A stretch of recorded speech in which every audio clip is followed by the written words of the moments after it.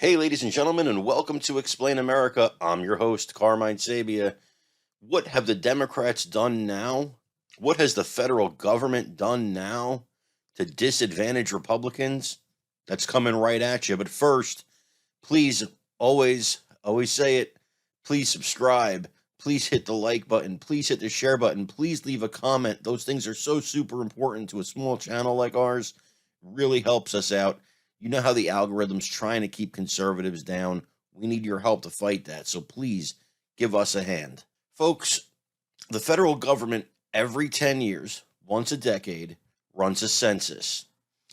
And the census is not just something to, hey, we're just going to count the people and that's it. No, the census is very important. It's important that you do it every year or every 10 years, and there's a reason for that.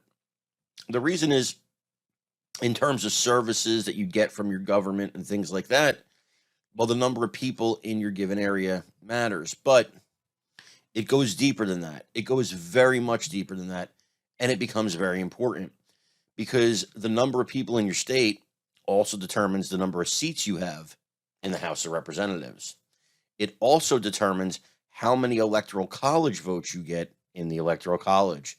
You see where I'm going with this? Because as it happens, somehow, some way, gosh darn it, that bureaucratic federal government once again did something that just accidentally damages Republicans. What does that mean? It means there was several states that were either overcounted or undercounted. Hawaii, Delaware, Rhode Island, New York, Massachusetts, and Minnesota were all overcounted. Now, just coincidentally, 5 of those 6 voted for Joe Biden in the 2020 presidential election. Texas, Illinois, Florida, Mississippi, Tennessee, and Arkansas were all undercounted. And 5 of those 6 voted for President Donald Trump in the 2020 election. So states that are leaning heavily towards the Democrat Party get overcounted, which could result in more seats in Congress and more electoral votes. And states that are voting Republican, they're undercounted, which could result in less House of Representative seats and less electoral college votes. In fact, Florida lost 2 electoral college votes and 2 seats in the House of Representatives. So let's say somebody from Florida, I don't know, Donald Trump, Ron DeSantis, could be anybody.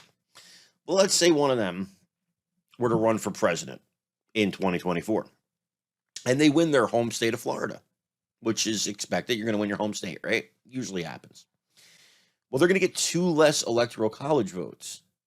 And 2 less electoral college votes in a tight presidential race could mean the difference between being president and being runner-up. Now, these numbers are going to be in effect until the next census, because even though the Census Bureau admits they made this mistake, they admit it. We messed up, guys. Sorry about that. We messed up. There's actually no constitutional remedy for this. You can't go to the Supreme Court. There's nothing you can do. There's nothing you can do about this. You have to grin and bear it until the next election. Not election, but next census. You have to grin and bear it until the next census, and that's, in 2030. So that's the next time we're going to find out who gets more seats in the House, who gets more electoral votes. And, what reason do we have to believe it's going to be any better? This was an explosion, by the way, in error rate. Error rate is usually razor thin. This was an explosion in the error rate. So, the same bureaucracy running it in 2030, who's to say that it's going to be any better? Don't forget, President Donald Trump was president when this census was taken. So it's not like Joe Biden was president and there was some nefarious scheme. These are bureaucrats. These are not elected officials. These are people that are in office that are bureaucrats. They're part of the swamp. So whatever happened. We don't know. It was a mistake, and we're stuck with it. So we got to pray that we can overcome it in the next election and keep on winning. Folks, that's it for today. I want to thank you for joining us here at Explain America. As always, please like, comment, share, and if you're on YouTube or Rumble, please subscribe. Really helps us out. Again, I'm Carmine Sabia. It's been a pleasure talking with you. Have a great night.